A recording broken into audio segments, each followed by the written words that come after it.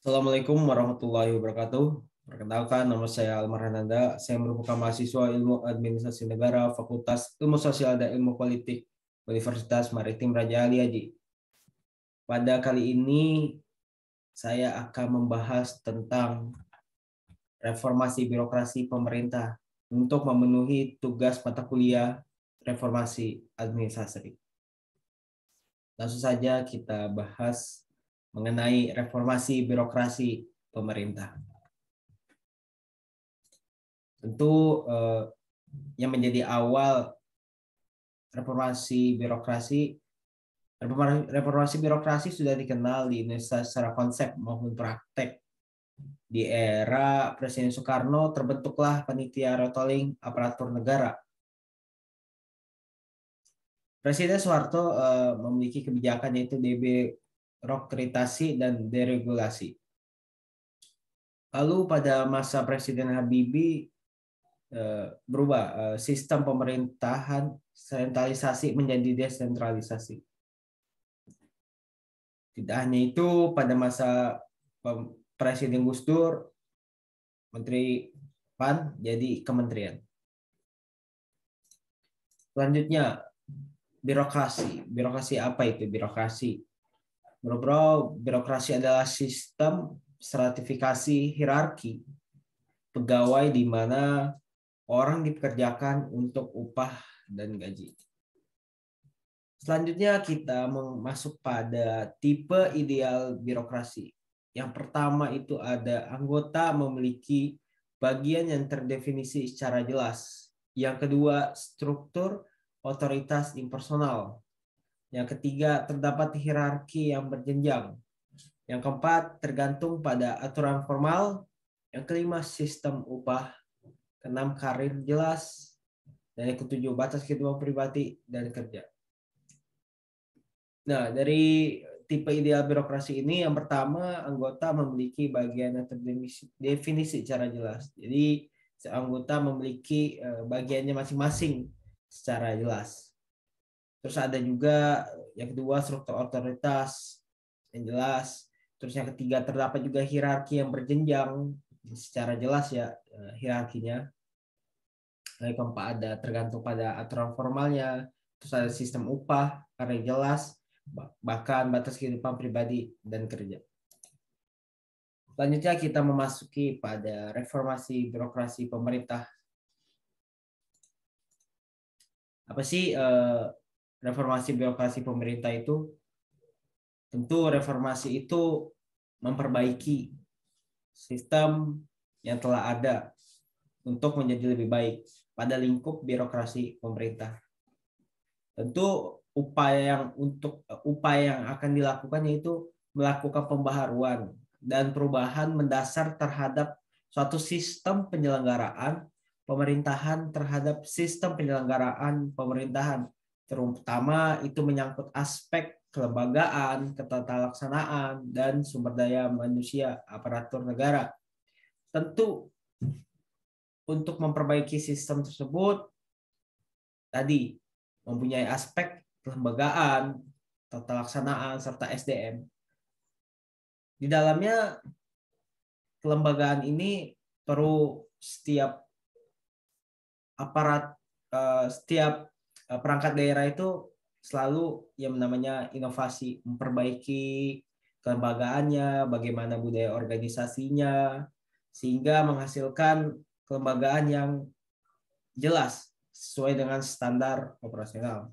Tidak hanya itu juga yang harus dibenahi itu bagaimana sih cara pelaksanaan pemberian pelayanan publik, terus sumber daya manusianya harus dikembangkan lagi. Karena apa? Sumber daya manusia aparatur negara itu sebagai pemberi pelayanan kepada masyarakat.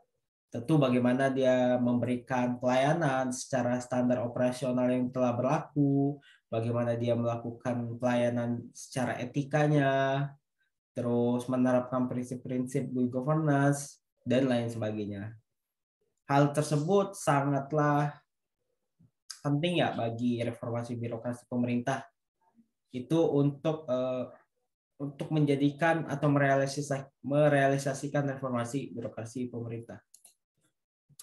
Selanjutnya tujuan. Tujuan itu reformasi birokrasi pemerintah itu memiliki tujuan.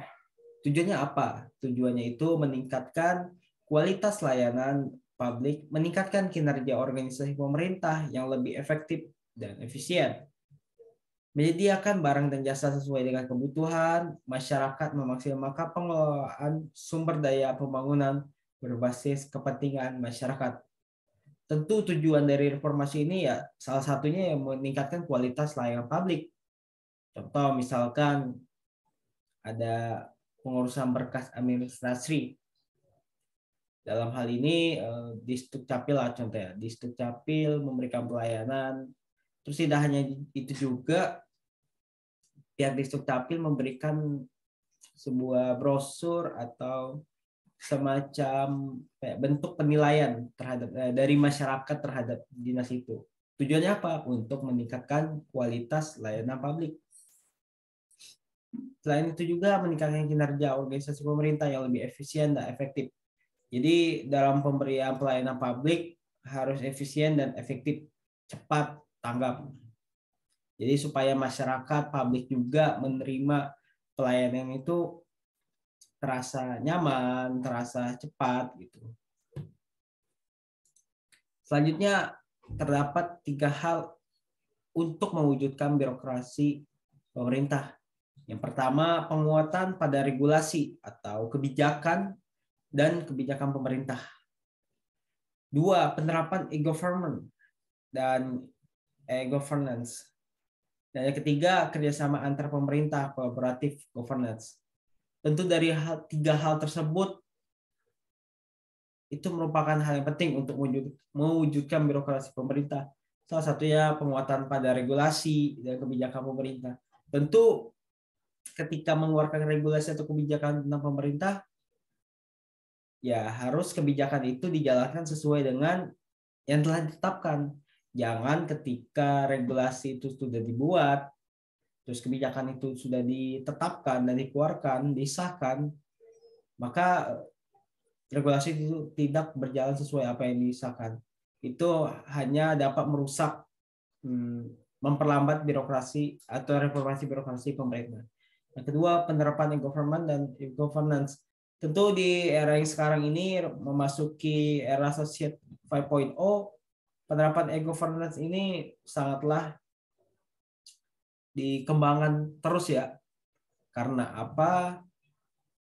Contoh dalam pemberian pelayanan dipermudah. Contoh misalkan dalam pemberian pelayanan biasanya kan kita datang langsung ke dinas terkait. Akan tetapi banyak terdapat inovasi-inovasi di perangkat daerah dalam pengembangannya dengan memanfaatkan teknologi, sehingga memberikan pelayanan itu tidak hanya secara langsung, akan tetapi melalui teknologi secara online, terus dari rumah ke rumah. Jadi kayak ibaratkan